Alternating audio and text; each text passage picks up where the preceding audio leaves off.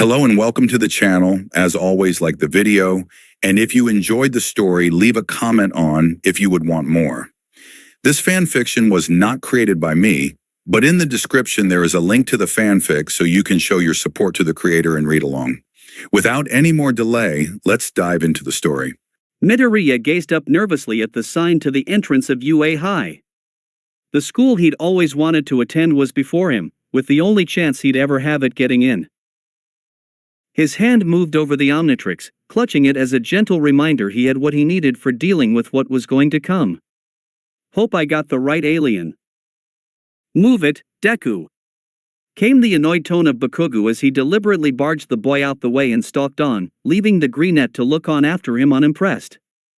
He's not been as bad as he used to be ever since the slime villain attack, but since I got the Omnitrix he's been sending death glares so much. Guess he couldn't keep his hands to himself forever.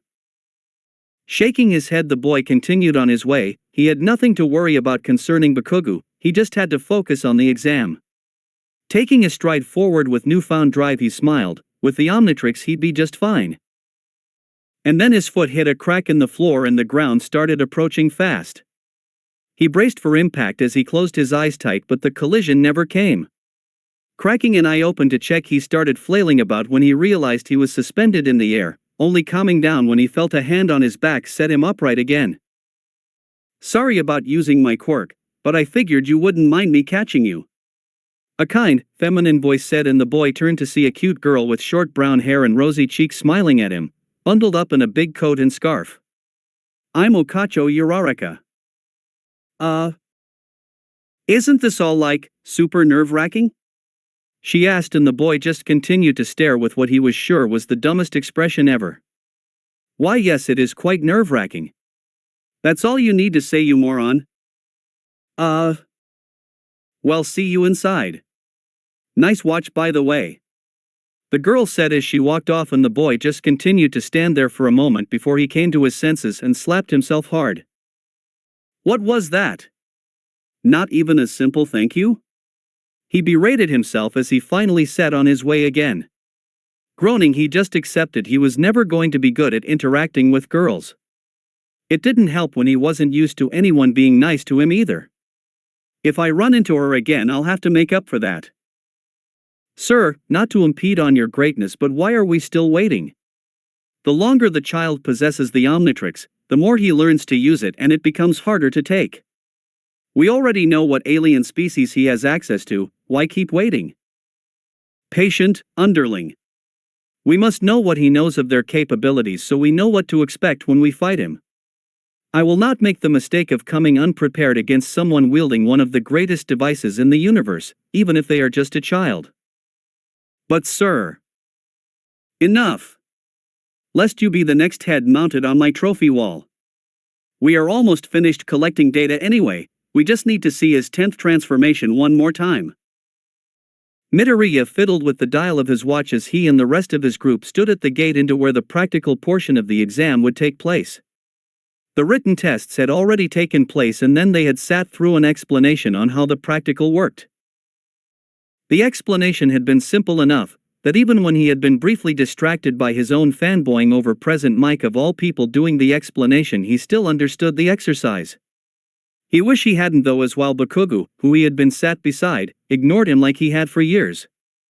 Some blue-haired boy had taken offense to his muttering, calling him out in front of the entire stadium. None of his alien could reduce the embarrassment of that. We just have to destroy as many robots as possible and avoid the zero-pointer robots. Easy. He's not the fastest speed-wise, but Colossus should be perfect for dealing with this exam so long as those robots aren't too fast. Once his watch was set and ready to transform him, he looked around the group he was in, and to his surprise he spotted the brown-haired girl from before doing some breathing exercises. Oh. Great, I better go say thanks while I can. He started to move towards her to do just that when a firm hand set down on his shoulder, turning him to face the one person aside from Bakugo he didn't want to bump into. The tall blue-haired teen from before, in some fancy sports-like attire, was glaring at him disapprovingly, and Midoriya almost cursed at his luck.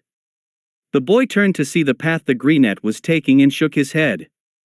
She's clearly trying to prepare for the trials ahead. Are you really going to distract her like in the test hall? Midoriya shook his hands as he went to explain himself, but before he could, a bell sounded, distracting them all. Alright, listeners. Eri, you ready? After my countdown we're gonna begin, so prepare yourselves. 10. The blue-haired teen let go and prepared himself, accidentally bumping into Midoriya's hand as he turned away. 9. 8. 7. 6. The Omnitrix bearer sighed as he set his hand over his watch, not noticing the changed selection. 5. 4. 3. 2. 1. Beep. Go. Before Midoriya could even blink, the rest of his group were off like rockets, the blue-haired teen seemingly leading the pack. Determined not to fall behind, the boy pressed in the dial, ready to charge through with his giant dinosaur form. A bright flash later, and instead of towering at 12 foot tall and being able to punch through steel, the boy looked around at the world that become gigantic, as he had turned into an alien who didn't stand even 12 inches tall. Brainiac? He questioned, looking down at his three-fingered hands before it hit him what must have happened. That boy bumping into me must have rotated the selection dial, changing what DNA was implemented into me. Wait, that's how the Omnitrix works? I should use Brainy more off focus. Looking around, he took in his surroundings as he ran into the fray, still faster than his regular form as he leaped across the street. He had frog-like feet and sticky pads on his fingers. The Omnitrix symbol resided on his back, which was a problem. It had to be the one alien I can't turn back from. Okay, think, I have frog-like qualities in this form, and still a decent amount of strength. I'm not a fighter in this form though, so.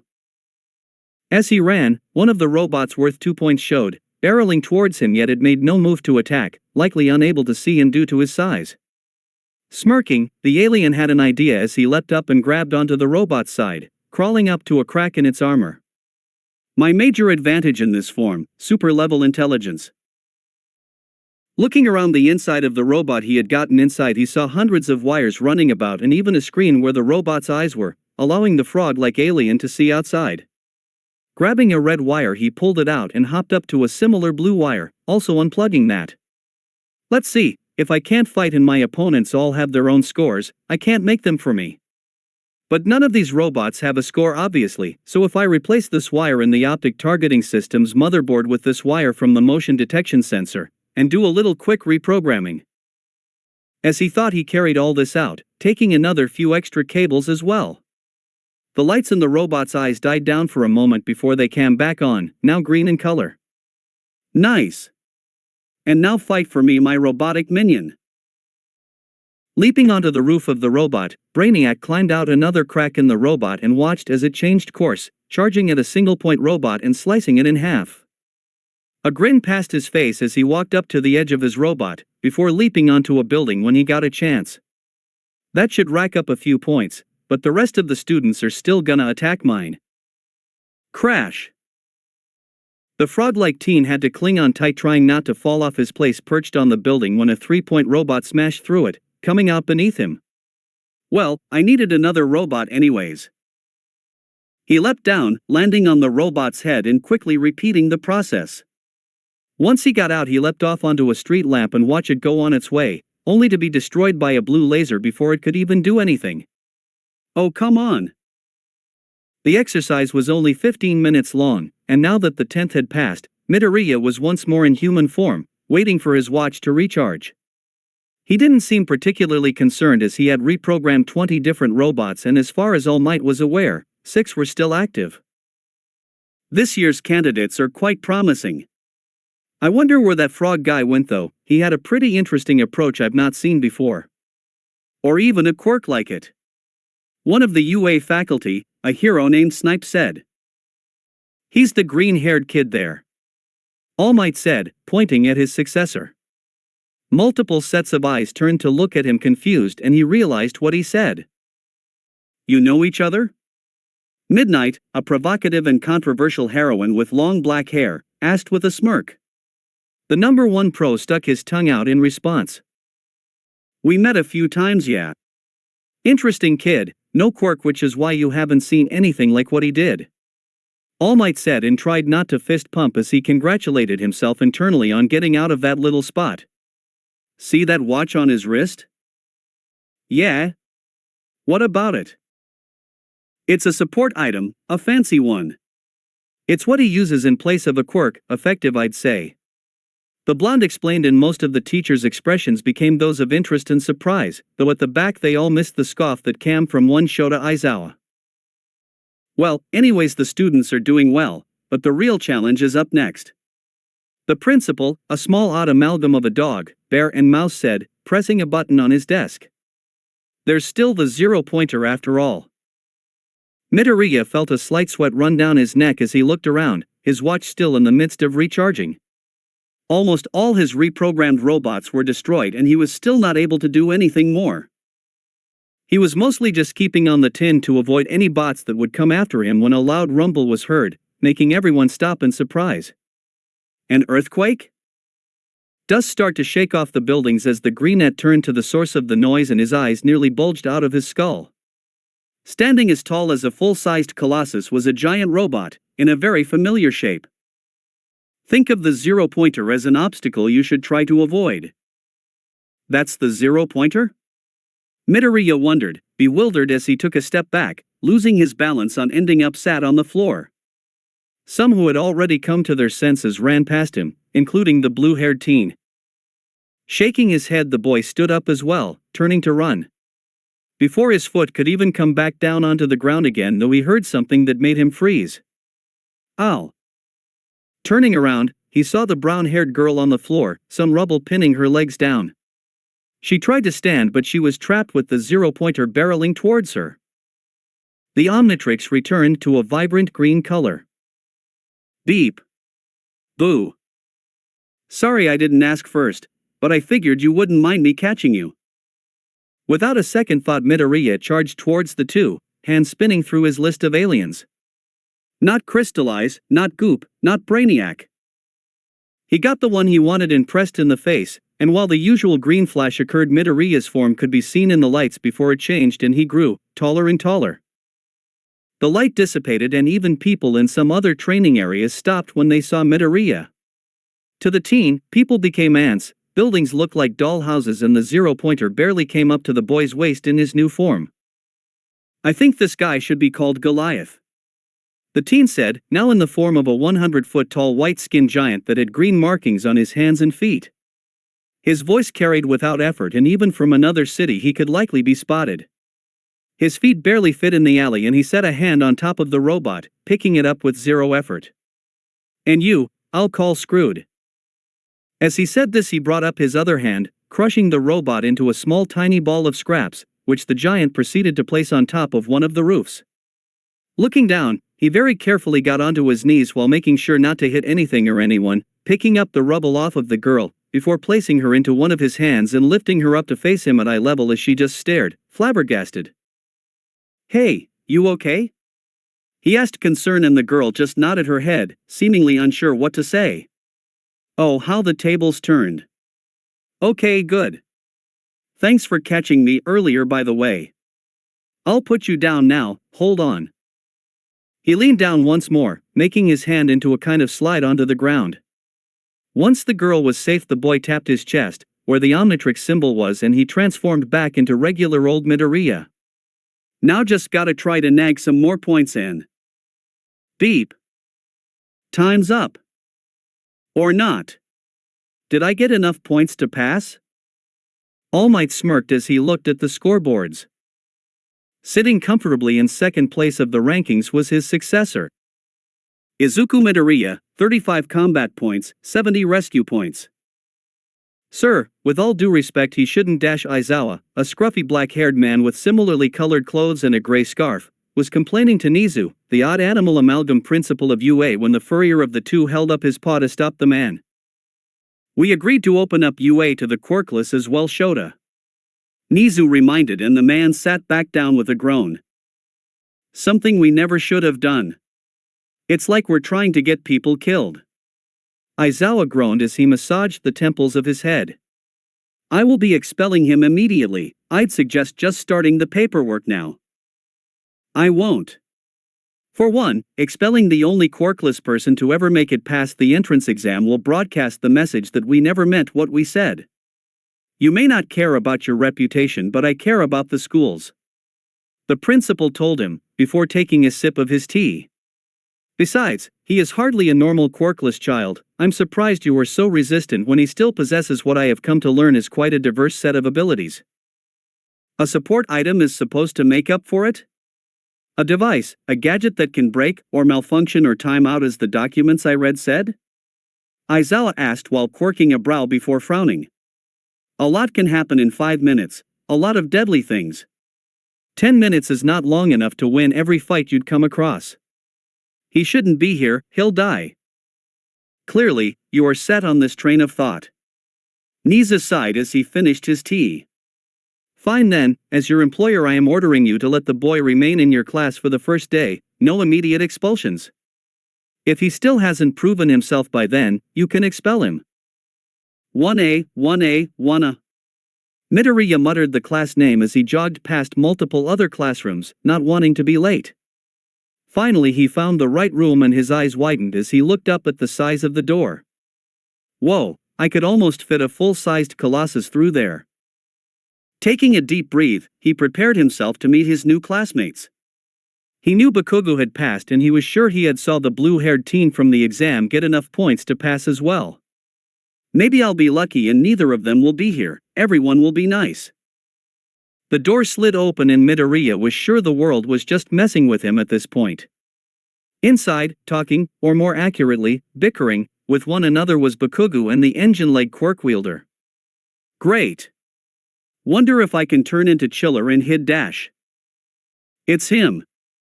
The blue-haired teen said in surprise, spotting the greenette who just sighed. Well, not anymore, I can't. I'm Tenya Ida, from Sumai Academy, engine quirk wielder. I was top of my class with an 89 on Dash. Let me stop you there. Midoriya said while pinching the bridge of his nose as Ida had made his way towards him. A nearly inaudible growl came from across the room. He was not particularly keen on talking to the boy who had embarrassed him. Izuku Midoriya, Aldera Middle School. He paused as he looked around the room, taking in the class who, for the most part, were staring at the interaction but without much interest, likely just to see who the new arrival was. He grinned a little, knowing his next words would cause a stir. Quirkless. Even the few uninterested in the conversation looked up at hearing that, most showing the same looks of shock and surprise, a few starting to mutter among themselves. Bakugo stiffened in his seat and glared harder at his desk, as if trying to make it explode with his mind. Wah, but I saw you Dash, the blue-haired teen could only sputter, when Midoriya raised his arm to draw attention to his watch. Long story. To cut it short, support item. He explained briefly, and the taller teen shook his head, composing himself. Well, that's quite remarkable then from what I witnessed. And I must apologize for my rude behavior towards you at the entrance exam. Ida said, bowing and catching the Omnitrix bearer by surprise. You also realized that there was more to the test than just fighting mock villains. Truly you are a superior student than I. How do I even respond to that? Fortunately, he didn't need to. Hey, I know that hair. And that watch. You're the one who turned into that giant monster thing and saved me. A cheerful, familiar feminine voice said, making Midoriya twirl on his feet to come face to face with the girl with gravity powers. Oh wow, she looks good in that outfit. That was so awesome, you were all like Dash. Oh hey. He said, starting to mutter a few things while she overacted his rescue attempt. A few seconds later and they both composed themselves again, the girl asking a question. So what do you think our teacher's going to be like? I can't wait to meet everyone Dash. If you're only here to make friends, then you might as well leave now. You won't be welcome here. A rough voice cut in with a tone only all too familiar to Midoriya. The trio all looked out the door to see a scruffy black-haired man unzipping a yellow sleeping bag he had apparently traveled here in. I'm Shota Aizawa, your homeroom teacher. Muttering ceased at that moment and the man let out a long suffering sigh. 8 seconds. That's how long it took you all to shut up. That isn't going to be acceptable, anyone rational would understand that. Midoriya had only one thought as he regarded the man with wary eyes. Why do I get the feeling this guy is going to be anything but rational? Put these on and get on the field out back. I know what you're thinking, but we run classes as each individual teacher sees fit here, and if you're all serious about being pros, you don't have time for trivialities like orientation because there are more important things to do. Now move. He demanded as he held out gym outfits. A sinking feel entered Midoriya's gut and he swore the Omnitrix dug into his wrist just a little tighter than normal. Once they had stepped out onto the school's impressive sports field, all dressed and, not even slightly, ready for whatever Aizawa planned to do, he got on to explaining how society refused to let anyone use their powers when doing sports tests. The teacher once more returned to the idea of rationality, and already the greenette was sick of hearing the word. Sadly, he had a feeling he was going to hear it a lot from this man, who seemed vaguely familiar the more Midoriya looked at him, though he couldn't place where he knew him from. Or rather, just what pro he was, as most of the Udata staff were pro heroes. The mystery man went on to explain that they would be doing a series of sports exercises, while using their quirks to, effectively, cheat. Midoriya looked at the list and a small smile made its way onto his face. These pretty much all have something I can use an alien for. Still going to be stuck as them for a while though, but 2 or 3 tests out of all of them having a low score shouldn't matter dash. And whoever scores the least will be deemed worthless, and expelled immediately. Aizawa announced as his final speech ended. A more, for lack of a better term, evil grin spread onto his face. Midoriya didn't miss, he looked straight at the greenette when he said that. So you better go beyond. Plus ultra style. Okay, so maybe I can't afford bad test scores. The boy thought as his eyes widened in surprise. Protests came from Uraraka, the girl he had saved, but the boy tuned the world out as his thoughts went into a flurry, a small part fixating on the pro's words. Demmed worthless, huh? You worthless freak. We're your betters, and you better remember it. Honestly, I don't think you can become a hero without a quirk. You're powerless, so who cares what you think, Deku? Things were different now. He had the Omnitrix, he had powers, and yet the words still played over and over in his head. He scoffed quietly. Figures. I wanted to be a hero partially to stop the bullies of weaker people, and my teacher ends up being no better than one. Perhaps others wouldn't realize, maybe they would just consider Aizawa to be the drill instructor type who wanted every member of his troop to be the pinnacle of greatness. Midoriya just saw another person putting people down just because of how they're born. In his mind, he couldn't help but mock the irrationality of that. If he was to be honest with himself, it annoyed him to no end. I am not going to lose here, if only just to shove it in his face. Blink is the best alien for most of these tests, so I'll probably be pretty reliant on him. Bakugo, you came second in the entrance exam, just behind Midoriya in first place. Aizawa announced, causing the blonde to growl, which the teacher just ignored. What was your furthest score in the ball throw? Like 60-something meters. He said as he crossed his arms. Aizawa pulled out a ball from his pocket and held it out. Okay, now come up here and do it with your quirk. The blonde complied, walking forward and taking the ball, preparing to launch and swinging his arms around in an arc. Midoriya recognized the little sparks before a massive explosion was let off and the ball sailed off into the distance. Most everyone's jaws dropped, and the shock was only increased when Aizawa showed them the score. 705.8 meters. Aizawa announced. The 50-meter dash is up first. Get moving. First up was the 50-meter dash. Midoriya took a deep breath as he scrolled through his aliens, doing few little calculations just to check if his own decision was a good. A lot of these tests will be over fairly quick, way less than 10 minutes, and most I'll need blink for, like this dash and the long distance run. I could maybe get away with one other transformation depending on how they line up, if the strength ones all come in a row, but that seems unlikely. Everyone went in groups of 2, like a race. Ida managed to get a little under 4 seconds using his engines.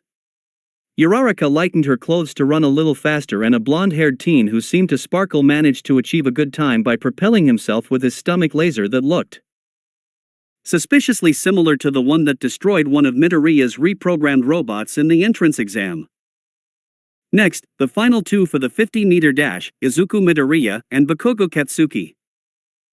Both students from Aldera took their places at the start. Bakugo stretched and crouched down slightly, preparing to propel himself with his explosions. Midoriya stood straight, hand ready over the watch. He wanted to save as much time as possible. Not too far away he could hear some of his classmates talking among themselves while the boys prepared. So that dude can explode stuff, right? What about the green guy? He said he was quirkless, he isn't going to have an easy time. One teen with yellow hair that had a black streak running through it. Another, a girl with frog-like features, spoke up. He said something about a support item, but I don't know how good any support item could possibly be next to a quirk. Ribbit, she said, and Uraraka quickly moved to defend the watch even despite not knowing its full capabilities. It's definitely as awesome as a quirk. You should have seen it, actually you probably did see it with how huge he got. Ready. Wait, he was that giant? A boy with tape dispenser elbows asked in surprise, and few others muttered in surprise as well. Set. Yes, he was. I find it unlikely it will be of much use to him here though. I am truly curious why he didn't use it in the exam earlier though. Well, here's your answer. Midoriya thought as his hand pressed in the dial and a familiar flash of green covered his body from view. In his place now was Blink, ready to run. Hey, what the? I thought you said he was a giant. He was. Go. Whoosh. Bang. Bang. Bang. No way. Uraraka muttered. Ida just nodded in agreement beside her. Bakugo's time, compared to most, would have ended up being impressive, having used his explosions as propellant like predicted. He had under 4 seconds. But even Ida's time paled next to what Blink had secured for Midoriya. 0.02 seconds. The robotic voice of the timer announced, and Midoriya smirked as his visor lifted up. Most of the class looked on in shock, no one expecting the boy to pull off such a feat.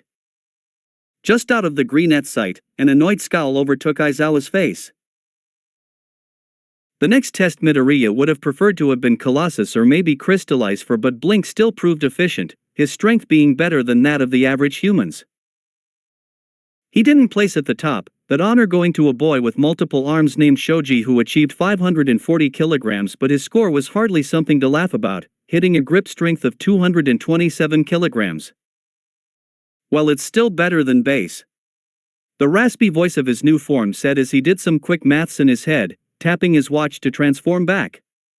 It took us 3 minutes to walk here after we finished the test, and about a minute to get my results checked. Recharge time should only be about 2 minutes to recharge, seeing as I didn't wear out the time limit. Next is the standing long jump, so I'll probably want. His hand scrolled over the selections, until Chiller was selected. When he transformed into an entirely new form, a lot of the class had started muttering until Aizawa managed to quiet them down, though even he seemed intrigued. It was possibly one of the easiest tests as he could just fly to the other side of the pit, clearing it easily. Not even a minute passed when he transformed back, and as a result the watch almost immediately recharged for the next event, fortunately. Next is sidesteps, and from there I'll just be staying in Blink form non-stop. Sidesteps had been easy, little devices on his legs monitoring each step. Surprisingly, he had tied with a purple ball-haired teen who had used the physics of his quirk to his advantage, bouncing between 2 balls he had plucked out his head and set on the ground. Midoriya didn't bother to transform back to conserve energy. 1 minute's passed. Next is the ball throw. For some reason, he did not feel good about the ball throw. So what exactly is this then? Ida asked in surprise as Blink stood next to him while they watched some of the other students throw their balls. I understand you have more than one transformation available, but... Well, like I said, it's kind of a long story. Midoriya said with a raspy chuckle. My watch, the Omnitrix, lets me turn into 10 different aliens, as I like to call them. I call this one Blink because of his speed. Ah, that is quite interesting. What about that moth creature from before? I know you decided to call the giant one Goliath, as you quite loudly announced it at the time. Ida said, and the alien boy chuckled, slightly embarrassed, while they watched Uraraka step up to take her throw. Chiller. I call him that because he's actually primarily got ice powers, like the two-tone hair kid there, Todoroki he was called? Midoriya explained, and Ida looked surprised but nodded his understanding. Before any more questions could be asked, Uraraka's score was announced, and it dropped everyone's jaws. Infinity?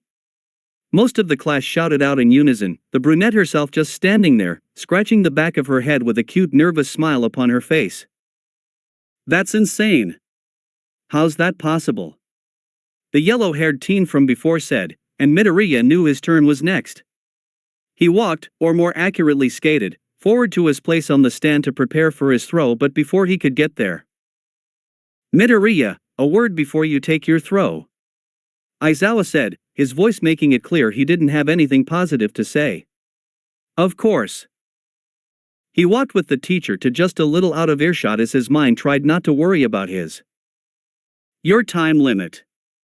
Aizawa said, predicting the next part of his thoughts and making the alien boy shudder. His glare was harsh, and Midoriya got the feeling he wasn't going to like the man anymore when this talk was said and done. The judges for the exam failed to be rational enough. Someone like you should never have gotten into a hero course. What? Midoriya barely registered, his claws pressing tighter together in a slowly building anger he rarely felt. But he was quick in this form, in every regard. Physically, mentally, emotionally. You are not in the same position as your classmates. A gadget cannot make up for the lack of the quirk when it can break, malfunction, and timeout, which can happen far too fast. Once that happens, you're no longer useful in the field, just easy target for the enemy. You can't be a hero with some toy dash.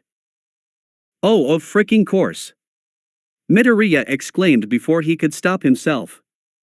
Aizawa's look turned to one of anger as his eyes flashed red, but now that Midoriya had started, he couldn't stop. The teacher couldn't keep his anger on his face for long at his next words. You're worthless, Midoriya. Having no powers makes you a freak, Midoriya. All of those bullies, part of why I wanted to be a hero was to stop people like that, hypocrites who pretend to love heroes but act like villains. Of course my teacher had to just be another hypocrite. Beep. Beep. Beep. Whoa. Midoriya was back again. Having timed out and proven the man's point that it could get in the way. He wasn't wrong about that, but the fact he wrote Midoriya off for it, just because he had no powers. If I was a student doing the exact same things but it was a quirk instead of a device, you wouldn't care. But because I'm quirkless, you start treating me like I'm worth less than anyone else. Silence. The red eyes faded back in and the scruffy man's hair fell back down. Take your throw. The man said in a clipped tone without addressing the outburst, though his anger, while still present, seemed to be briefly overwhelmed by shock. Midoriya could have hit himself for the outburst, but at the same time, he wasn't going to take back what he said. I'm stuck as human now for the next couple of tests now, great. And when you can, use a different form at least. You're getting predictable. Midoriya blinked at the instruction, expecting to be reprimanded instead, but he didn't complain as he made his way back to the stand. Aizawa took his place among the muttering crowd while the greenette considered how he could get a decent score without any of his powers. What do you think Mr. Aizawa and the curly-haired guy was talking about? Midoriya overheard the pink-skinned girl ask, and Ida quickly replied. I don't know, but both of them seem quite unhappy coming out of it. In fact, our teacher looked livid a moment ago. I hope the two haven't already had some sort of argument that would be most unbecoming of members UA High. He exclaimed, and the Omnitrix bearer rolled his eyes as Ida's seriousness about school took over once more. He's not gonna transform? Uraraka asked, confused as the boy decided against the arc he was about to throw the ball in. And why does he look so nervous as well? Oh, it's showing. Great. His watch face seems to have changed to a different color, and he did remain as one transformation for much longer while coming here. Perhaps he has some sort of time limit? There must be some limitation to his device, and it would seem like a likely one. Ida theorized, and a quiet snarl came from Bakugo. Midoriya, we don't have dash. Aizawa went to, presumably berate the teen for taking so long to throw, but before he could, Bakugo roared up first. Damn it, Deku. Just get it over with, you pathetic fuckmunch. He shouted out as he let off an explosion, fed up of waiting for the greenette whose body froze up just briefly at the familiar sounds associated with a lot of pain from his past. Bakugo glared and seemed ready to outright blast the boy if he took any longer. And he won't be trying to get the watch, so that weird shockwave thing might not happen. Aizawa moved to say something, his eyes tinged red once more when yet another interruption took place, but this one much more welcome by Midoriya. Beep. The Omnitrix turned green once more and his watch face popped up, ready to go. He immediately turned his attention to it, missing Aizawa's calculating gaze, and slow-stalking towards Bakugo, while he dialed through his aliens, passing my blink. I'm already probably in trouble, no point making it any worse. Let's see, after this is the distance run, toe touches and sit-ups. If I can't use blink, then my best bet is either pyroform or... His hand pressed down, and within the flash of green, Midoriya's form changed to one much bulkier, standing 7 feet tall. His muscles were replaced by solid bluish-green crystals, as was the rest of his new muscular body. His eyes were an almost glowing yellow, and he wore a half-black, half-dark green kind of jumpsuit. There were little holes on the sides of his face where his freckles would normally be.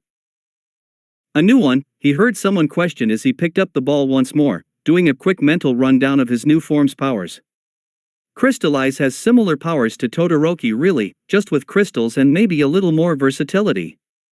He used a thin ice spear thing to launch it. He could only do so much with his ice though from what I saw. I know I can shot crystal projectiles from my hands, but... He planted his back foot firmly into the ground, feeling the crystals burrow into the earth, going further and further down. Once they started to fly back up, he went to take his throw. It made it to the 50 meters mark, when it looked like it was about to fall. Now! The ground behind him exploded as a crystal structure burst forth, one particular strand growing longer than the rest before detaching and flying out as one thin but heavy crystal spear, the monument from the long climb propelling it far. It pierced through the ball and they both traveled far off into the distance, soon falling out of sight. He turned to face the class, who had seemed to be caught off guard by the sudden ice structure. Aizawa turned the screen around to show the score. 738.2 meters. A satisfied smirk graced his face as he triple-tapped his chest symbol and transformed back into Midoriya. The distance run was nothing particularly difficult. XLR8 still would have been preferred, but Crystallize, despite his bulky nature, was fairly good at moving fast. Both the alien teen and Todoroki seemed to have the same idea, skating along the field on platforms of crystal and ice. They ended up tying just behind Ida in first place. The last two tests had been nothing all that impressive. Midoriya hadn't even been sure he needed his aliens for an impressive score on the finals tests, as no one had any quirk truly good for them. The class now stood out in the field, all anxiously awaiting the final results from Aizawa.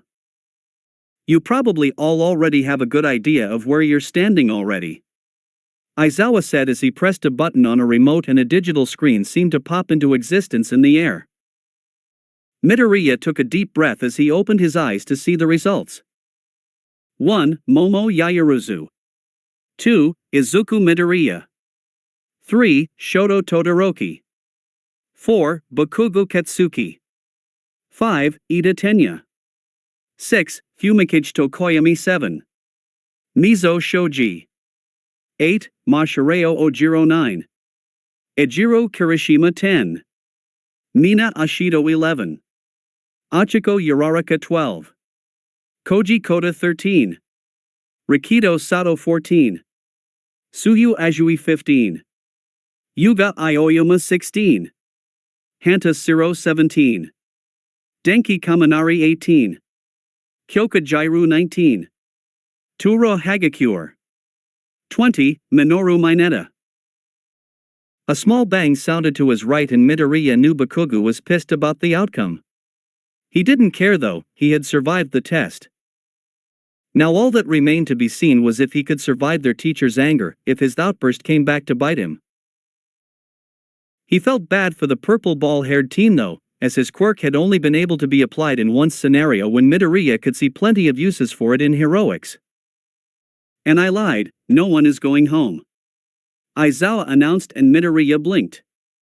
What? The greenette met the scruffy man's eyes, and was surprised to see them almost contemplative instead of upset. Did I change his mind somehow? He wondered, as everyone started to make their way back to class. It's time. Send the Mark II. Let's see him fend off this. The first day's finally finished. Midoriya thought happily as he wandered down the path to the school gate with a bit of a slouch. The stress of the supposed punishment for failing the apprehension test had tired him out. Aizawa had revealed it to be a logical ruse, which Midoriya had heavy doubt about. Why he hadn't really expelled anyone, the boy could only guess. Before he could contemplate it more, a sudden tap on his shoulder made him jump and he turned to see a boy with spiky red hair staring at him. Oh, sorry, if I scared you, man. Midoriya, right? Yeah. I didn't get your name. The greenette admitted and the redhead just grinned, showing off his unsettlingly sharp teeth. No worries. I'm not surprised, I didn't really stand out next to people like you and that Bakugo dude. He said, waving it off. He didn't notice the small flinch from Midoriya at the mention of his once friend. He really seemed to not like you for some reason. Oh well, anyways, I'm Kirishima, Ijiru Kirishima, but you can just call me Kiri if you want. Oh. Well, nice to meet you, Kirishima. Midoriya said, giving the boy a smile of his own. So did you want something? Well, I really just wanted to say that I think you're super manly. Kirishima said bluntly, causing the Omnitrix wielder to just blink, surprised and unsure of what to say. Applying for the top hero school quirkless, even with your watch, that had to take guts. Speaking of, that's super cool as well. All those forms, though as a fellow hard boy, that crystal dude has got to be my favorite. Midoriya's face turned bright red, the boy before him not realizing his accidental innuendo. Is this what I'm like to other people? Ah, Midoriya. A familiar voice said and the two turned to see Ida wandering up to them. I had hoped to catch you before you left. Oh, and it's nice to meet you, Kirishima? Am I correct? Bingo! Said teen said, flashing the taller boy a grin and a thumbs up. And I got your name, Ida. So you two friends then? Oh. Well, Midoriya stuttered, not wanting to be rude but unsure of how to answer. Well, I certainly hope I haven't ruined my chance to be. Me and Midoriya started off on the wrong foot, I was hoping he would allow me to amend that. Ida explained and once more the greenette could only blink. Oh, well I suppose, it couldn't hurt to give it a shot. Midoriya said with a smile, not sure what to think of the fact someone actually wanted to be friends with him. Ida bowed in thanks and Kirishima smiled at the two of them. So manly, the redhead said excitedly. Mind if I tag along with you too? Not at all, Ida? I'm fine with it, he was here before me anyways. Ida said as he continued to walk. They didn't get far though before. Hey! Wait up you three! A feminine voice said and Midoriya turned to see Uraraka running up to them, a taller girl with long black hair and an odd bun doing her best to keep up without looking like she was sprinting like a maniac, something the anti-gravity girl had no qualms about. Phew! I was worried I wouldn't catch up. You going to the station? I'll join you. Kinda annoyed haven't had more of a chance to talk to the one who saved me. Oh hey, it's the Infinity Girl. Kirishima said excitedly, giving them a small wave. The taller girl looked away shyly while the brunette grinned at them. I'm Achiko Uraraka. And this here's my new friend, Momo Yaoyorozu. She said as she put her hands up, as if she was presenting the girl, who blushed a bit at the attention, as if she was a prize on a game show. Uraraka then began to point at each boy individually. Let's see, you're Ijiru Kirishima, you're Tenya Ida, and you are Deku, right? Midoriya? Deku? The brunette questioned, and the girl quirked a brow. It was Yaoyorozu who spoke up next though. That's what Bakugo called you at the quirk test, is it not? I mean, I'm not going to repeat the profanity he spouted, but he did use that name. The girl explained, causing Midoriya to sigh. Oh right. Well, my name's actually Izuku Midoriya. Deku is what Kaken calls me to make fun of me. He explained, and the group all shared a look at that. That's hardly sportsmanlike. So uncouth. Not manly, even slightly. Oh, I'm sorry. I didn't know. Uraraka apologized, before she perked up. Though you know what, I like Deku, it could make a great hero name. Not to mention it's pretty cute too. Deku it is. He quickly announced, making the girl tilt her head in confusion, and Ida turned to face him, arms swinging around in surprise. What? But weren't you just saying it's an insult? The blue-haired teen questioned as the Omnitrix bearer hid his face behind his hand, having gone completely red. Paradigm shift, my whole world is upside down. Wait, wah. Aside the small display of awkwardness, Yaoyorozu and Kirishima simply shared knowing looks. Once the brunette calmed down a bit, he realized something.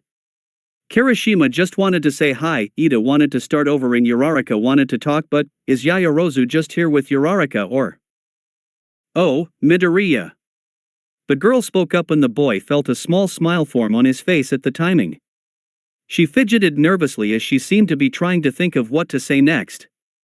I wanted to talk to you. I had some questions about my watch? The brunette hazarded a guess, and the girl looked bashful as she nodded. Heh, girls being nervous around me. That's just weird. Not that I'm not interested in you as a person or anything. She quickly said, and Midoriya couldn't help the small chuckle. So that's why she was nervous? Well, I guess I want to know about your property. Nothing about you doesn't sound that great. It's fine. Midoriya reassured, before putting a finger to his chin.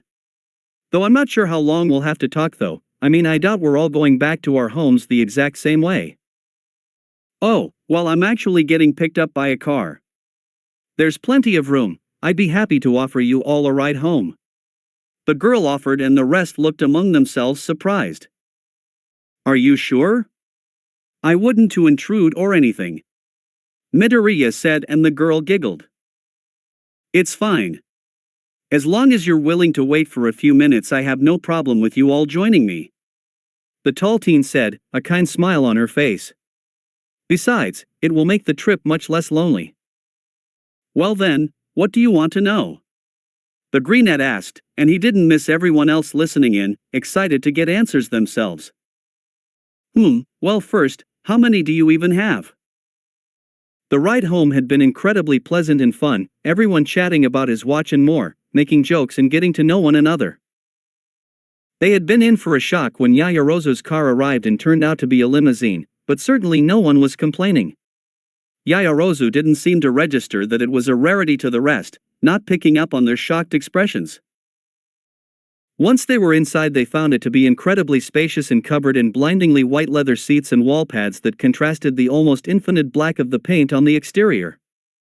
Midoriya sat beside Yaoyorozu, while Ida and Uraraka took their seats on the left side of the vehicle, Kirishima on the opposite side from them, next to some sort of wine holder.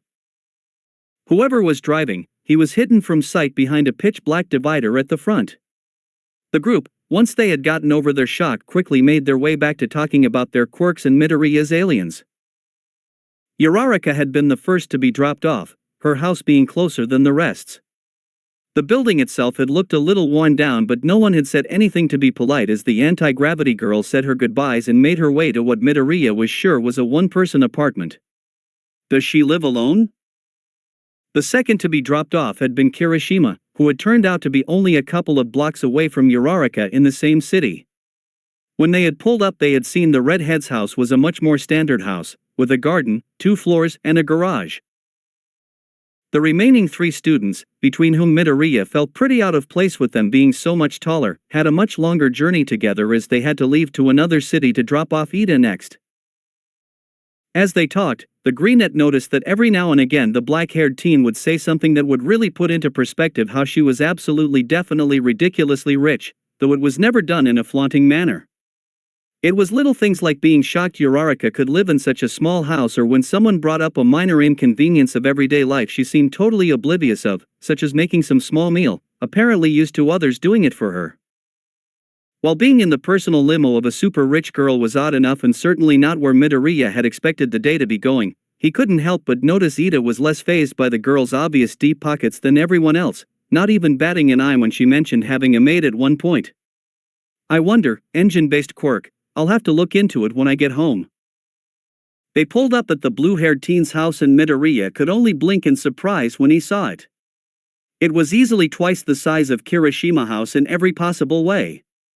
Twice as tall, twice as wide, and twice as long. It definitely didn't dissuade the notion growing in the greenette's head. "So where do you live, Midoriya?" Yaoyorozu asked with a kind smile once they were alone, ready to give the driver directions. "Mizutofu City," Midoriya said, and she quickly relayed it to the driver before turning to him once more, to continue their conversation. "So you only got the watch in the last few months?" The tall teen questioned, and Midoriya nodded, as he idly ran a finger across the Omnitrix. "How did you get used to it then? You seemed fairly proficient with it during today's tests." Well, it's like there's a natural instinct in each of them that gives me a basic idea of what I can do, but I still have to figure it out myself. So I did have a bit of a head start," the greenette explained as he scratched the back of his head. "I mostly got used to them by using them in my house, to help out where I could." "Oh? In what ways?" Yaoyorozu asked, curiosity evident on her face. Midoriya chuckled lightly as he thought about all the little errands he did. "Well, you know the moth guy I turned into? I call him Chiller, because one of his abilities is an ice breath type thing. Our stove is sometimes faulty, overheats too much, but we didn't have the money to replace it, so I'd use Chiller to keep any fires from starting," he explained, and Yaoyorozu looked surprised at the mention of not having the money needed to fix the stove. The boy then laughed as he remembered something else he used to do. "Oh, don't tell Mr. Aizawa, but I also from time to time would use Blink whenever my mom came back from a shopping spree to help her get the groceries and that upstairs. Had to go a bit out into public to do that though." "Well, I suppose I can overlook it, if it was just helping your mother," the girl said, but with a teasing smirk that the boy returned. "But what about your father, couldn't he have helped as well?" Silence. Midoriya just looked at the floor at that. It didn't take Yaoyorozu long to get the message. "Oh, I'm sorry. I didn't realize." "It's okay, you didn't know," Midoriya said as he looked up and realized they didn't have long left until they reached his house. "Anything else you wanted to ask?" "Yes, actually." The taller teen trailed off and didn't actually ask anything, looking away bashfully and making Midoriya quirk a brow in confusion. "And that is?" I'm curious, what's it like? To be quirkless, I mean?" A few buzzwords sprang to mind immediately, and Midoriya clicked his tongue as he thought about how to answer. He wasn't going to lie about it or pretend it was anything other than torture. "In a word? Hell." He started, and the girl didn't seem all that surprised, though she did seem a bit saddened by that answer. Sadly, it would only get worse. "Honestly, I couldn't tell you what's more crushing, the self-hatred or the hatred from others. Everyone just thinks of you as this pushover freak to toy with. They think of you as less than human for not having any special abilities, and after a while, you believe it." "Oh, Midoriya." "And even though I eventually got my watch, it was too late. I was the powerless freak, and that's what they'll forever think of me as. I ended up fighting back in the last few months, and they backed off, but they were still always shooting looks, judging. It sucked. A harsh silence hung in the air once the boy finished and they pulled up outside his apartment building. Midoriya opened the door and turned back with an apologetic look. Sorry about ending it on a kind of sour note, I can't hide how much it sucks, it wouldn't be fair. The greenette said before he turned to exit. Before he got far though, a hand on his shoulder caught him off guard and he was turned around once more to see the nervous gaze of the black-haired girl before he suddenly felt two slender arms wrap around him in a hug. The Omnitrix bearer let out a small squeak of surprise as his face flushed red and he went rigid in the tall girl's grasp. It only lasted for a couple of seconds before Yaoyorozu broke away, clearly embarrassed herself. Sorry. I should have asked first, I apologize. You just seemed like, sorry. The wealthy teen quickly got out her flustered apology, slamming the door shut behind her as she scrambled back in.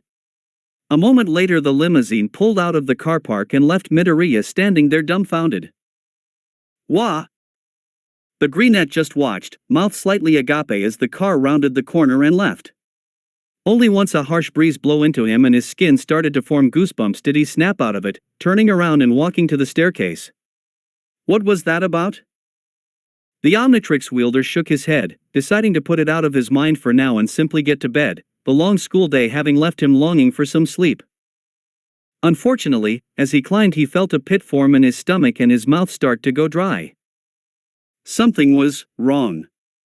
There was nothing visibly amiss, but after spending so many years in the one apartment the boy knew what to expect from his house and something about the atmosphere wasn't right. His pace slowed as he trailed his hand along the wall, fingers occasionally roaming over small divots. The air was cold and there was a disturbing amount of silence.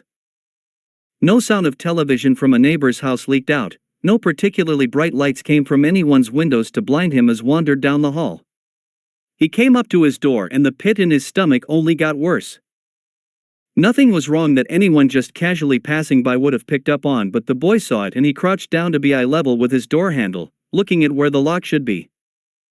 Instead there was the tiniest little hole melted into the door and judging by the light glow around it, it was a fresh cut. The boy stood up once more, quickly pulling up the watch face on the Omnitrix just in case. He considered running, trying to find the pro heroes who were supposed to be stationed nearby at All Might's request, but one simple fact kept him from doing so. He didn't know if his mother was in there, trapped with a villain or not. If she was, he didn't want to waste time trying to find a hero that might not even be around.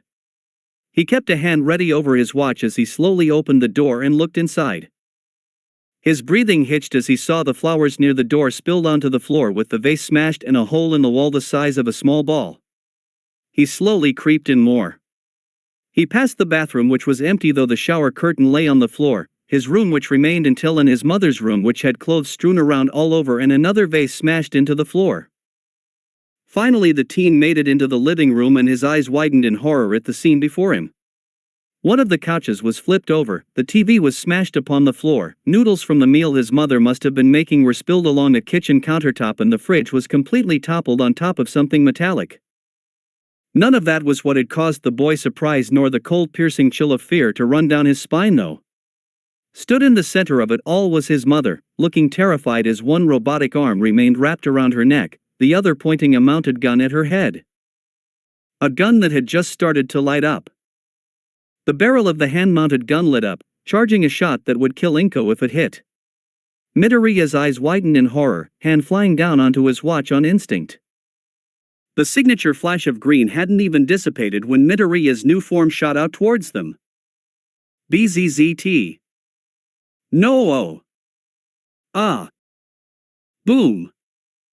Splat. Smoke filled the room, only a coughing could be heard. It took a moment to clear and when it did the probe took in its surroundings. Target, lost. Its eyes scanned over the woman lying on the floor, eyes open in fear. Its optical display showed different information all about the greenette's health state. Diagnostic complete. Still alive, in shock. Must eradicate. Primary target lost? What are you talking about, RoboCreep? I'm right here. The robot's head tilted down against its will to look at its gun hand, which had its barrel completely destroyed and split, as well as having turned an odd black and green color that was spreading up the arm.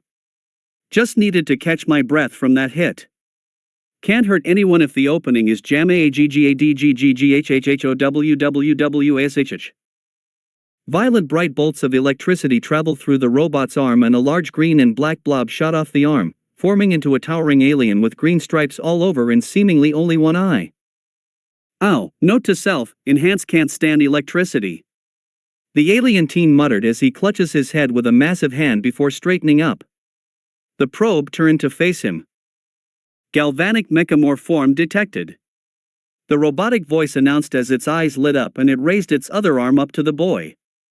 Its claws closed and two shutters closed above them, preventing some sort of liquid from escaping.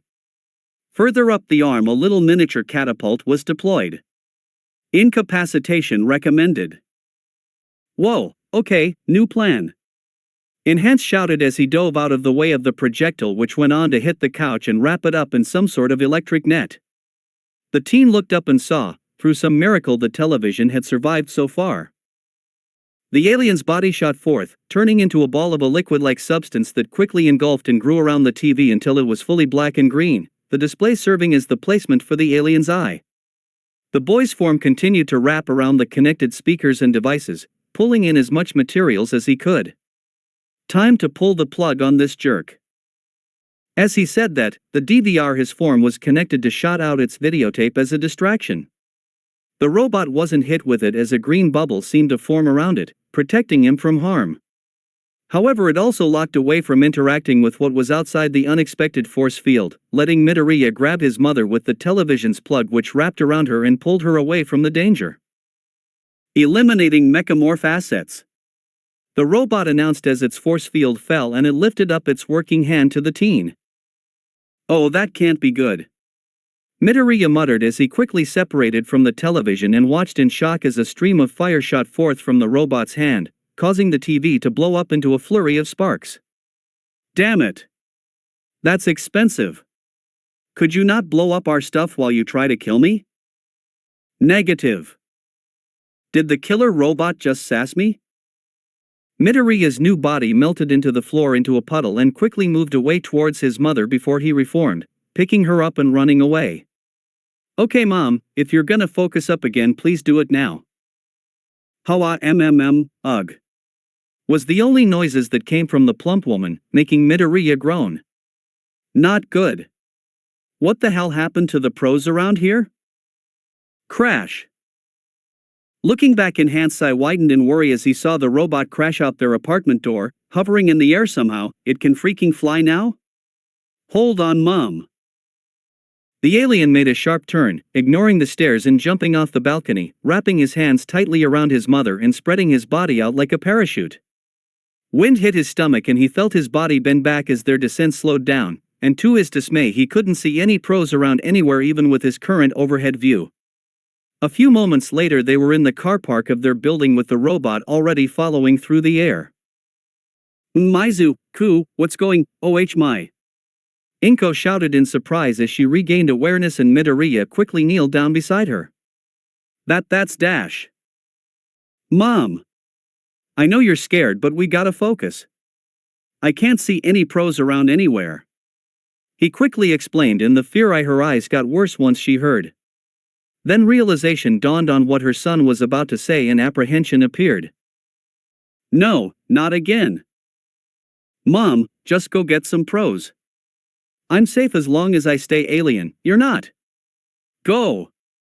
He said as he pulled her up and quickly got her moving away. She took off into a sprint just in time as a loud crash signal to Midoriya the robot was behind him. I just can't catch a break today.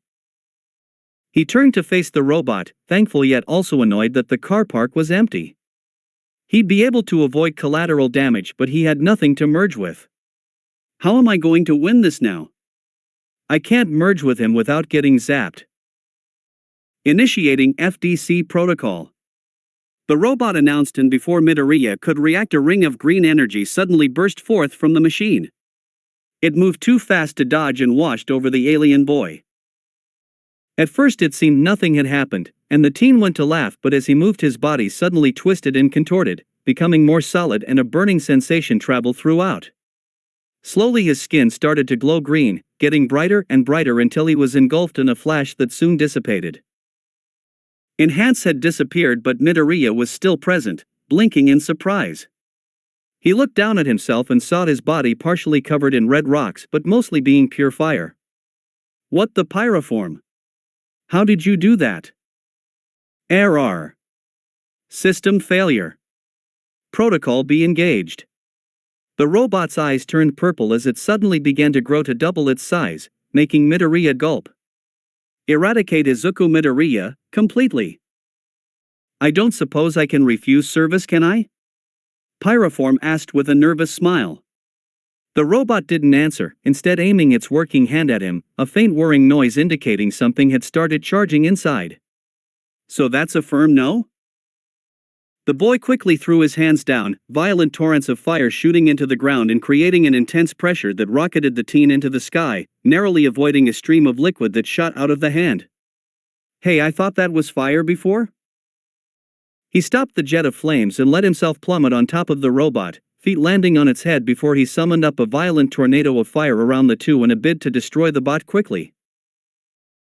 After a couple of seconds he relented and let the fire clear, only to groan when he realized the bot had managed to throw up its shield, though it had took some damage as a part of the casing on the head was melted. The force field suddenly dropped and the robot knocked the teen of its head and onto the floor. As he stood up, a violent flood of water hit his face and he felt his body weaken. Puug ji hey, kabla, quit it. I said stop. As he shouted in frustration, he exploded in a violent burst of fire, evaporating the liquid and allowing him a brief respite. He quickly threw a heavily concentrated jet of fire at the hottest temperature he knew how to reach, as the water started back up and the two elements tangled in the air, dousing and evaporating one another. Damn it, I need a plan or a distraction or dash. I am here. To destroy the robot that dare attacks young Midoriya. A familiar booming voice announced, and Midoriya looked up to see his mentor, in his muscular form, punching the robot in the head, throwing it off balance. Or that. Are you okay, my boy? A killer robot destroyed my house and nearly killed my mother in front of me. So that's a firm no? The blonde inquired and the greenette just nodded. The robot flew up into the air before suddenly growing to an ungodly size, only topped by Goliath. Primary target must be destroyed. My boy, what do I need to know? All Might quickly inquired as they looked on in worry, unsure of how to proceed. He can fly, change size, has a flamethrower and water gun, had a laser gun till I destroyed it, and some capture nets. He also has a force field. That's all I know. Midoriya quickly filled the man in as did what he did best, analyze the situation. I have an idea, if you can distract. And that is? You'll see, just keep him busy. The boy said and ran off to the back of the machine, leaving the blonde with the towering monstrosity. I hope he knows what he's doing. Listen up, villain, your terror is at an end. I won't let you get near him without going through me. A large blue bar suddenly washed over the pro and he blinked in surprise. Entity, Homo sapien, name, All Might, threat level, low. Low? Well, frankly, I find that quite insulting. The muscular man shouted at the robot as he rushed forth, feet quickly finding the base of the robot before he leaped into the air. It went to grab him, but he quickly flipped over its hand and landed on the finger before rushing up the arm. And I'm willing to bet your force field doesn't work at this size. Detroites Maes. The attack landed solidly on the robot's neck, causing it to stumble back but not follow. Huh, thought that would have hurt more, hey.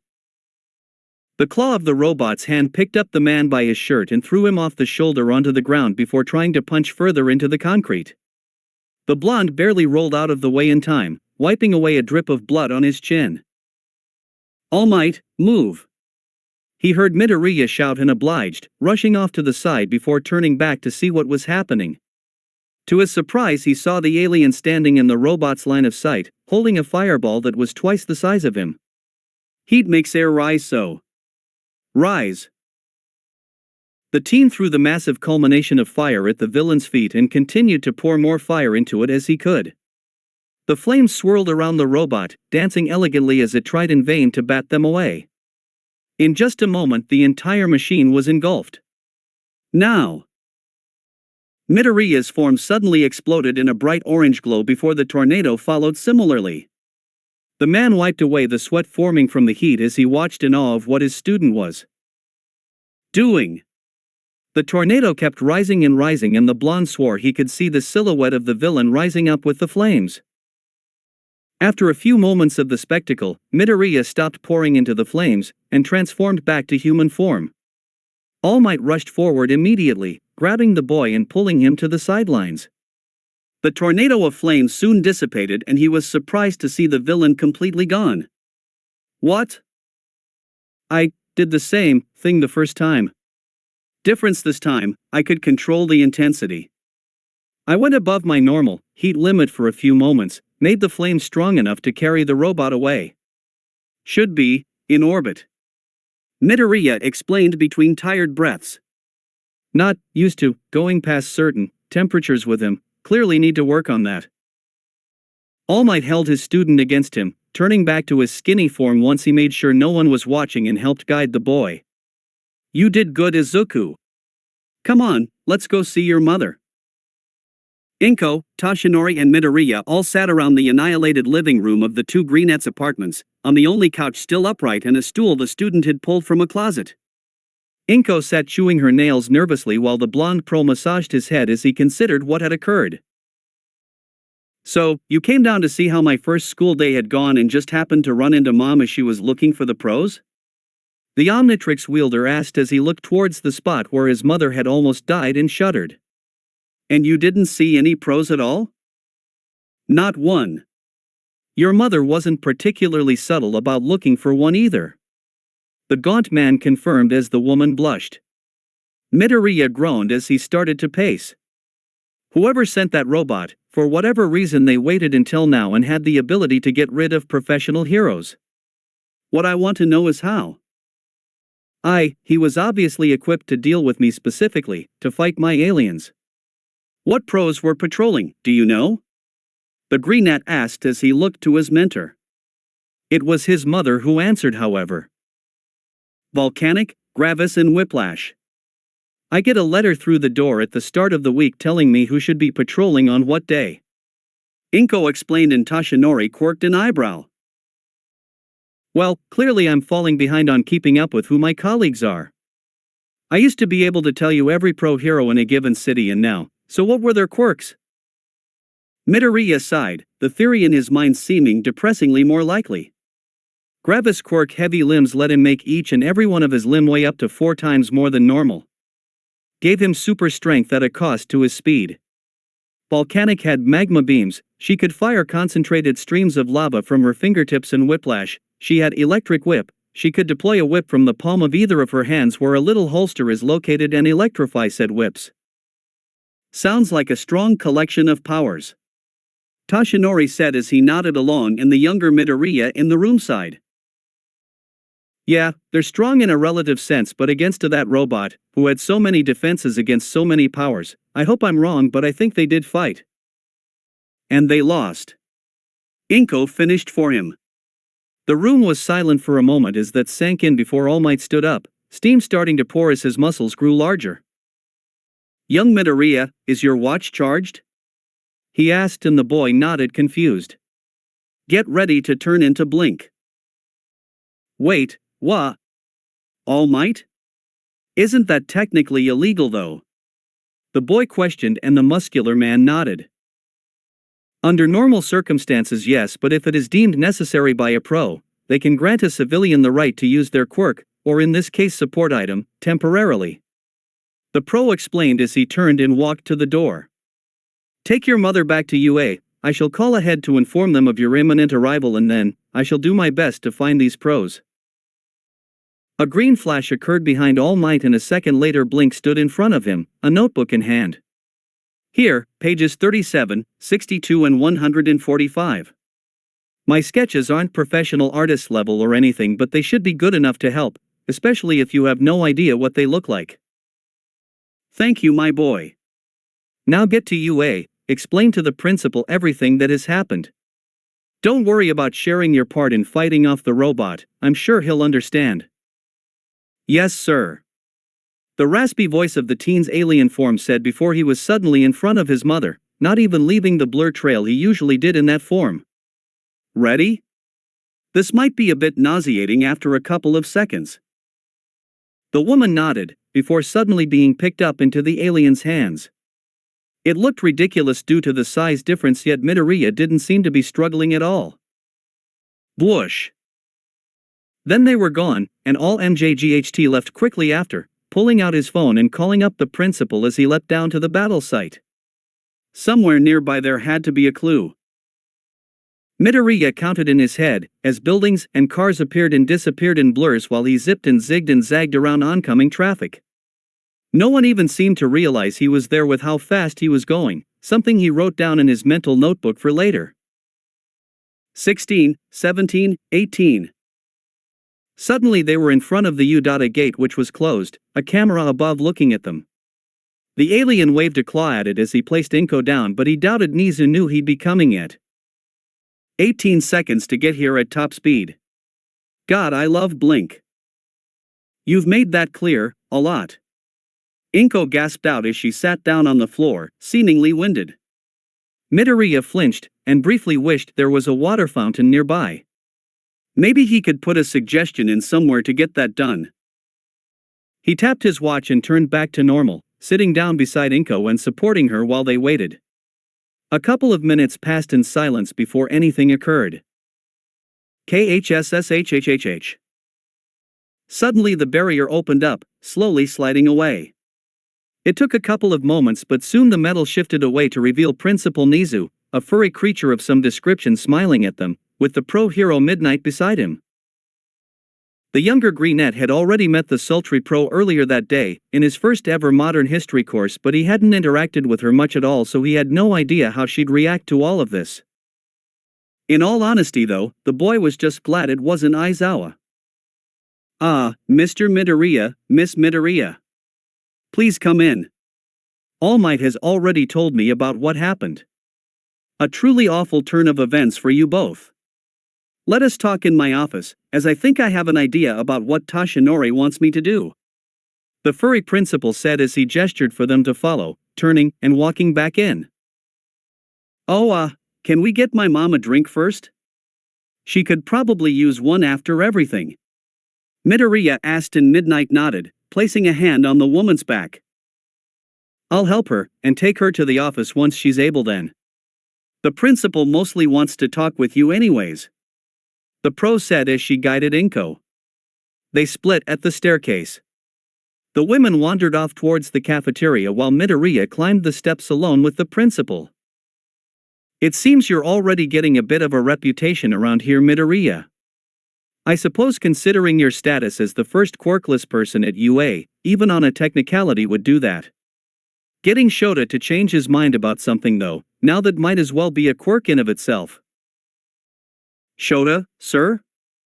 The Greenette questioned, confused. All right, you humans and your double naming conventions. Your homeroom teacher, Mr. Aizawa. He was quite insistent that he would end up expelling you by the end of the day. Of course, that didn't happen. In fact, from what I hear, it was a bit of a role reversal. Yeah. Honestly, I thought would have been in trouble for that. Midoriya admitted, scratching his head. Well, I'm sure you were incredibly close to it. Regardless of how close you were though, something you said got through to him and you convinced him to let you stay. It goes to show, even the oldest, smartest and most experienced can learn something new, even if it is from a novice. Nizu laughed, as they stepped off the stairs into the hall. Still, while I understand you may be inclined to hold a grudge for his attitude, I ask you give him a second chance. Shota is most certainly rough around the edges, but he is well-intentioned. He only worried about your safety, as he didn't want anyone getting hurt or killed. Okay, but see, that mindset is exactly what gets to me. No offense, sir, but it isn't right that he automatically associate quirkless with needing to be protected, especially after he saw my powers for himself. Midoriya explained with a scowl. Of course. The stereotyping must be one of the worst parts, and I apologize, as I'm sure even I'm guilty of it. Still, regardless of it all, there will be a second chance tomorrow. I hope you both will be able to capitalize on it fully. Niza said as they walked into the creature's office, which turned out to be relatively plain. A desk was in the middle of the room, and there was a couch off to the side with a tea set. Aside from that, though, the room was fairly empty. Of course, a part of his annoyance at the time probably also stemmed from his inability to use his quirk on you. He has his own flair for the dramatic, though he refuses to admit it. His quirk?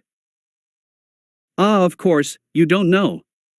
He has the ability to erase other people's quirks. He's Dash, the pro-hero eraser head. That's where I knew him from. Midoriya suddenly exclaimed, hitting himself in the head for not figuring it out earlier. Then he saw Nizu's amused stare. Oh, sorry. That's just been annoying me since I met him. I'm surprised you have heard of him. He does his best to stay out of the limelight. Considering what I've heard about your extensive note-taking though, I suppose I shouldn't be surprised. Nizu said, amused as he pulled out some documents from his desk. You know about my notebooks? I know a great many things, Mr. Midoriya. I know the exact amount of sweets in a jar, I know the real origin of your Omnitrix, I know All Might's biggest, and your biggest secret because they ate the same secret, and I know exactly how many individual strands of hair are sat atop your head right now. Silence permeated the room, the teenager only able to blink in surprise before Nizu suddenly laughed, paw over his mouth. Oh dear me, I did get a bit carried away there. I guess that inclination towards theatrics is something we all have here. The creature said as his laughter died down. Anyways, yes, young Midoriya, I know what you want to confirm. I know about One for All, as does our school nurse recovery girl. We're on your side, no need to worry. Now to the matter at hand? All right, well, how much did All Might tell you? Midoriya questioned, and the shorter and furrier of the two clapped his paws together. He only shared the basic details. He was sending you here, you were attacked, and that you had been told to use your watch to get here. He then quickly hanged up before I could question him about any details. He did seem rather panicked, so I hope you can enlighten me to the full story. I do believe a robot is involved though? I did get briefed on the original attack by Toshinori. Yeah, it was another robot. Well, to make sure I don't miss anything, I'll start from when I was just leaving UA to go home. So the boy spent the next couple of minutes filling in the principal about the whole affair, from the relatively unimportant details of the trip home, which the furry teacher was quite a polite listener about, all the way to the moment Midoriya blasted the robot into the stratosphere with a tornado of fire. That does sound like quite the spectacle.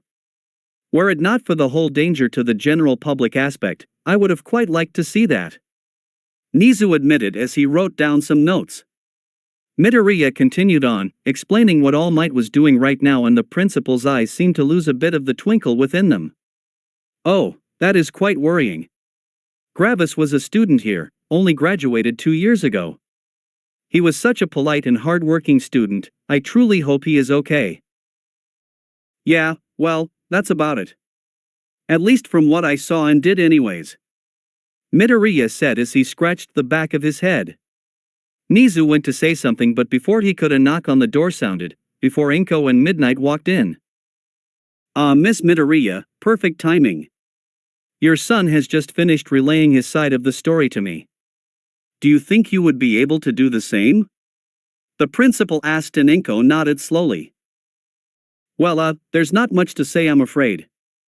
I was just cooking dinner, waiting for Izuku to come home, when I heard this weird buzzing noise. I went to investigate, and saw there was this little hole in my door. When I opened it, though, no one was there.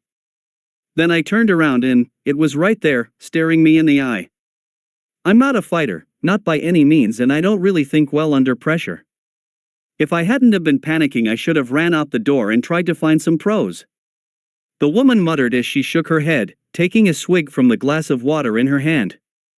Instead, I ran back into my house past the villain. I used my powers a couple of times to throw stuff at it, but hardly anything worked, and eventually it got its hands on me. I think it was going to just kill me on the spot, but then Izuku walked in. Midoriya's breathing hitched at that last part and he felt little tears forming in his eyes as he finally comprehended just how close he had come to losing his mother. There was a bang and I was pretty out of it after that. Once I was able to comprehend stuff normally again, Izuku sent me off to find a pro. I didn't want to leave him fighting that thing alone, especially if it was after him, but my son's much more powerful than me, so. The long-haired greenette trailed off and Nizu nodded, writing down a few more notes with a frown. I ran into All Might after that, and he rushed off to help. Yes. I hope he wasn't too close to his limit. Nizu muttered and Midnight sat up straight in surprise. Sir? Oh, no worries, Namuri, these two are already aware of our newest staff member's limitation. The principal waved away the issue, paw flailing in the air. He then turned to face the two Midoriyas with a serious gaze. I hate to potentially bring up any unpleasant memories, but I read every new student's files in detail to make sure we are as well accommodated as possible. I'm aware it's just you two. Inko frowned sadly and a rare look of anger crossed Izuku's features. Judging by your reactions, I suppose I can guess what occurred. That is besides the point, I only confirm it because of the offer I'm about to make. Nizu said, and they perked up in surprise. UA's top priority is always the safety of the students who go here, and of course the safety of their families when it extends to that, as it does here.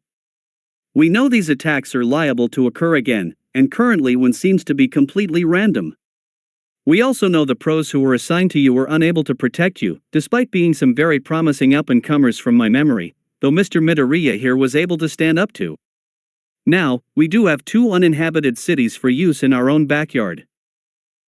Midoriya's eyes widened. Is he offering what I think? A lot of the teaching staff here live multiple cities away.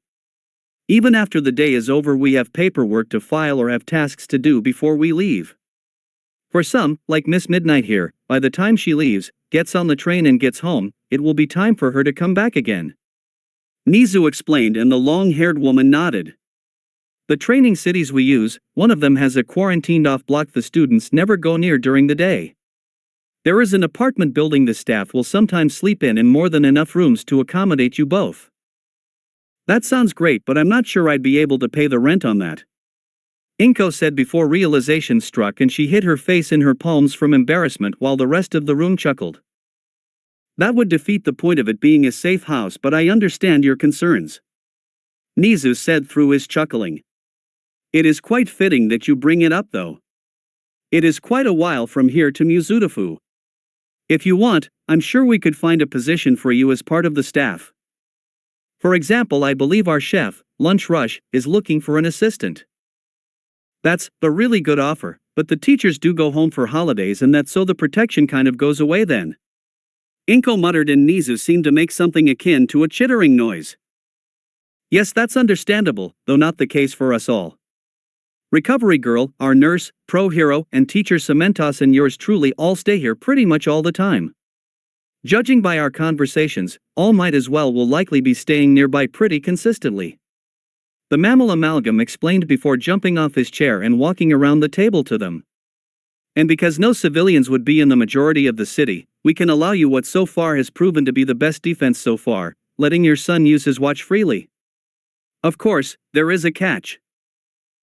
Of course, because there always is. Miss Midoriya, you don't seem to be a specific target, just an unfortunate bystander, so you can leave and go to other cities to do shopping or meet friends or whatever you usually do.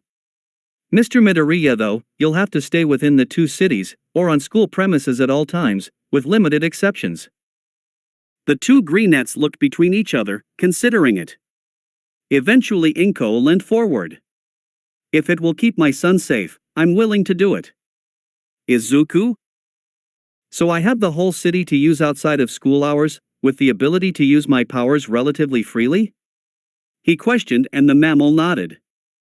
Then to be honest, it's an improvement for me. There's nothing I'll really miss, aside from some nostalgia to be honest. Well, that is unfortunate, but at least it will make this whole proposition easier for you. The principal said, shaking his head and walking towards the office door. Allow me to show you what the apartments would actually be like. The bus ride to the city was relatively quiet, the four only making small talk as they traveled. They stepped out after a couple of minutes and Midoriya recognized the entrance as the one he had been waiting at during the entrance exam. Midnight opened up the gate and they took a left turn at the first block. After a couple of moments of walking they came up to a walled-off area with a couple of buildings inside. They didn't go far into the area, walking to the entrance of the second building on the left. Opposite was a building that looked identical and Midoriya realized these must be the apartment buildings. They stepped inside and went to the elevator in the main hall. Your apartment will be on the third floor. Both apartment buildings have a total of 6 floors with 3 rooms each. There's another building a little down the street but only Aizawa lives there. He does like to commit to his loner persona. Nizu mentioned with a small chuckle when the elevator doors opened, revealing a fairly small barren hall with a few seats, carpet, and not much else. There were 2 doors either side of the elevator and one just across from the elevator. The door to the left of the elevator is where All Might has set up and the right is where Nemuri here has slept for a while. This apartment straight across is where you both will stay. Nizu pushed the door open and they walked inside as Midnight piped up from the back. You're lucky to get this one, you know. Both buildings only have 1 big apartment each, to save room. The door lead into a larger hall with red carpeting and blue wallpaper. A coat hanger stood beside the door with an end table and a shoe rack. At the left end of the hall there was a closet that was left open for some reason. There were 5 doors inside, and the younger Midoriya pushed forth, opening up the door straight across from the front door.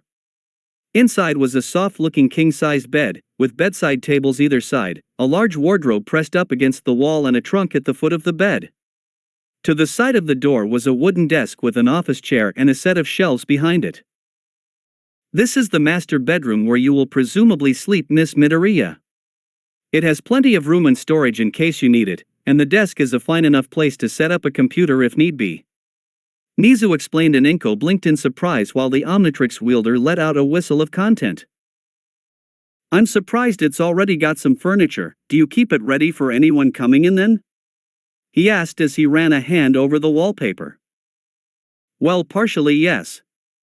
I also did call ahead after All Might called up just in case to get 1 or 2 necessary things put in. The principal explained as they stepped out into the hall and walked to the room on the left of the elevator.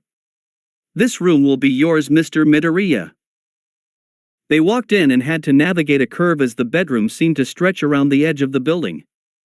When they did get in, the teen's jaw dropped.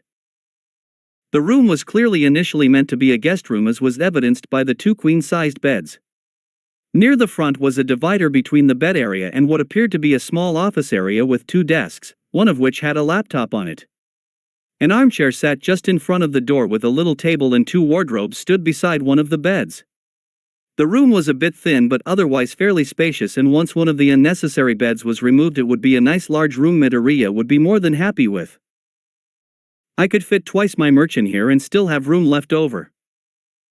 They wandered into the hall again and Nizu opened the door opposite them but didn't walk in. Your bathroom is a mostly standard affair, with one little difference.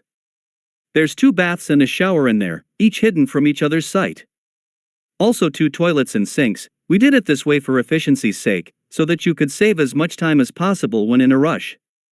Now, if you'll follow me, the room on the other side of the master bedroom is the living area. They walked in and looked around. It was probably the smallest room, next to the master bedroom funnily enough, but it was still a nice room. A couch and 2 armchairs were set up, facing a television, a coffee table. Between them, there was a few cushions on the floor in the corner next to a pile of board games. The feature that truly caught Izuku's eye though was the pool table that was there. He raised his hand to question it, but Nizu beat him to the punch. If you're wondering about the pool table, our designer had a bit of a phase when they were doing these buildings. I've considered removing them, but I decided to keep them until someone moved in, and let them decide. No comment was all the younger Midoriya could think to say. They went to the last room that was on the opposite side of the apartment, walking in to find it was a similar setup as Midoriya's room, curving around the side. There was a normal kitchen with 2 cookers, a fridge, a few counters with cupboards and cabinets above. An ironing board and laundry basket stood off to the side, and in the long hall where the room curved was an unnecessarily long dining table that could fit all of the boys' class without much effort. This is so much.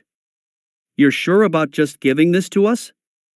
I thought we would have been in some little apartment, maybe a bit smaller than our current. Inko said as she looked around. Izuku couldn't help but laugh. Well, from what I've seen, this is the UA way. If it isn't overboard or over the top, it probably isn't UA. The greenette said as he opened up the fridge out of curiosity and saw an alarming amount of soft drinks stored inside. Yes, well, we have this apartment to spare, protection you need, and a job to keep you sustained. It would be awfully rude and not very heroic of us to not offer you a safe haven when we have it. So, are you certain you want this? The two were silent as they thought. Inko spoke up first. I'm fine with it. Maybe hold off on the job part first though, so I can see if I can still maintain my old job, please? The woman requested, and Nizu nodded while Midnight reached past Izuku, pulling out a drink for herself. That is perfectly fine. Mr. Midoriya? This is mainly for your sake, are you okay with this? Midoriya was quiet for a moment. I have a single amendment, and I'll be happy with this. What would that be, the? Please, after the school day is finished, may I have a 2-hour period where I can leave outside of UA, just to make sure the rest of my friends get home? It's the only chance aside from during school I can interact with them, and if today was any indication, we won't interact much during the day. Well, from my own experience you will be interacting more than you realize, but if that's your only request, then I'm sure it can be arranged. So you are both willing to move to this? If possible, yes. Then in that case, you both get comfortable around here. Midnight will show you where the rest of each of the staff reside while I go back and deal with the paperwork in my office. Don't worry about landlords or the like, UA will handle it all. If that's all, then allow me to welcome you formally to your new home. The principal bowed before heading for the front door. Toodles. Midnight downed the last of the drink she borrowed, and Midoriya smiled as he followed her out to the other apartments. A city to himself to use his powers, a new home, and his dream school? He should have gotten nearly murdered by an alien robot sooner.